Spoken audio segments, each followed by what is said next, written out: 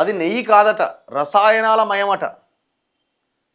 ఏది ఇది తిరుపతి లడ్డు ప్రసాదం, దాంట్లో నెయ్యి వాడలేదట, మొత్తం కెమికల్స్ వాడిరట, మొత్తం రసాయనాలు ఉందట వాళ్ళు వాడినటువంటిది అప్పటిది. అంటే పెద్ద కుంభకోణం చేసిరు పోయిన గవర్నమెంట్ హయాంలో. అన్నీ అందరం తిన్నోళ్ళమే కదా. లాస్ట్ 5 సంవత్సరాల కాలంలో అందరు తిరుపతి పోయిన వాళ్ళే, దాదాపుగా మెజారిటీ అందరం ఆ లడ్లు తిన్నోళ్ళమే. మరి దేవుని ప్రసాదం కదా.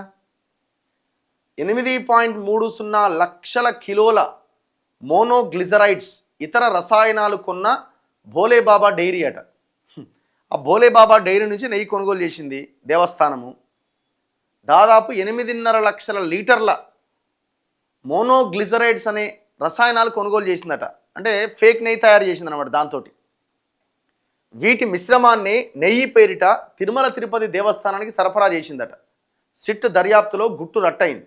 వైసీపీ హయాంలో తిరుమలకు లక్షల కిలోల కల్తీ నెయ్యి సరఫరా చేసిన ముఠా దాని తయారీ కోసం ఏకంగా 57.56 లక్షల కిలోల పామాయిల్, పామ్ కెర్నల్ ఆయిల్, 8.30 లక్షల కిలోల మోనోగ్లిజరైడ్స్, ఎసిటిక్ యాసిడ్స్, లప్సా తదితర రసాయనాలు కొనుగోలు చేసింది.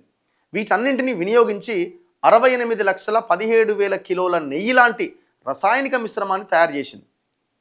అందులో 59,71,000 కిలోలను నెయ్యి పేరిట భోలేబాబా, వైష్ణవి డైరీ, మాల్ గంగా, ఏఆర్ డైరీల ద్వారా తిరుమల తిరుపతి దేవస్థానానికి సరఫరా చేసి 234,51,00,000 కొల్లగొట్టిందట.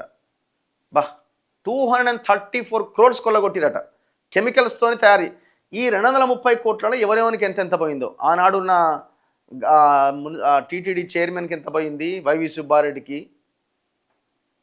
తిరుమల తిరుపతి దేవస్థానానికి సరఫరా చేయగా మిగిలిన దాంట్లో కొంత తిరుపతిలోని వినాయక ఏజెన్సీస్, సుమతి ట్రేడర్స్కు సరఫరా చేసింది. అవి రాష్ట్రంలోని పలు దేవస్థానాలకు పంపినాయట. ఊర్ని అమ్మ, అంటే ఒక దేవస్థానం కాదు, చాలా దేవస్థానాలకు అదే నెయ్యి పోయిందట. వైసీపీ హయాంలో ఇలా తిరుమలకే కాకుండా రాష్ట్రంలోని ప్రధాన దేవాలయాలన్నింటికీ ఈ కల్తీ వ్యాపించింది. ఈ వివరాలన్నింటినీ సిట్ అభియోగ పత్రంలో పేర్కొన్నది. భోలేబాబా డైరీ డైరెక్టర్లు పొమిల్ జైన్, విపిన్ జైన్లు కల్తీ నెయ్యి తయారీ కోసం ఏ రసాయనాలు ఎక్కడి నుంచి కొన్నారు అనే వివరాలన్నీ అభియోగ పత్రంలో పొందుపరిచింది. మోనోగ్లిజరైడ్స్, ఎసిటిక్ యాసిడ్ ఎస్టర్ వంటి రసాయనాలను భోలేబాబా డైరీ తమ అనుబంధ సంస్థలైన Harsh Trading, Harsh Fresh Dairy Foods పేరిట కొనుగోలు చేసింది. ఢిల్లీ, పంజాబ్ బాగ్లో ఉన్న సుగంధ్ ఆయిల్ అండ్ కెమికల్ సంస్థ ఏకంగా 6,51,000 కిలోల ఈ రసాయనాలు అందించిందట.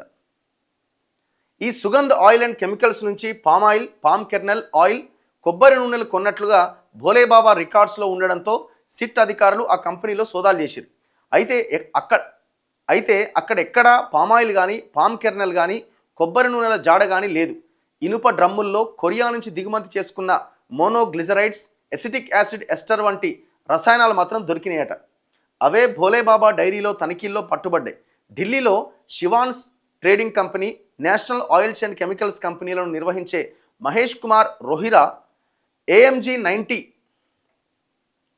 మైవాసెట్స్ soft 400 ester of mono and diglycerides of రసాయనాలు 30,000 కిలోలను భోలేబాబా డైరీకి సరఫరా చేసిండట. ఏం లెక్కరనా ఆయన, ఇది ఇంత ఘోరమైన వ్యవహారం చేసిరు చూడండి. కల్తీ నెయ్యితో లడ్డూ తయారీ ఘోర అపచారం, మనోభావాలు దెబ్బతిన్నాయని పెద్ద జీఎం గారు ఆవేదనట. చంద్రబాబుకు లేఖ రాసిండట. ఆయన ఏమో జగన్మోహన్ రెడ్డి ఏమో there is no non veg అంటుండేదో, నో నాన్ వెజ్జా ఏదో మాట్లాడి దాన్ని ట్రోల్ చేస్తున్నారు జనం.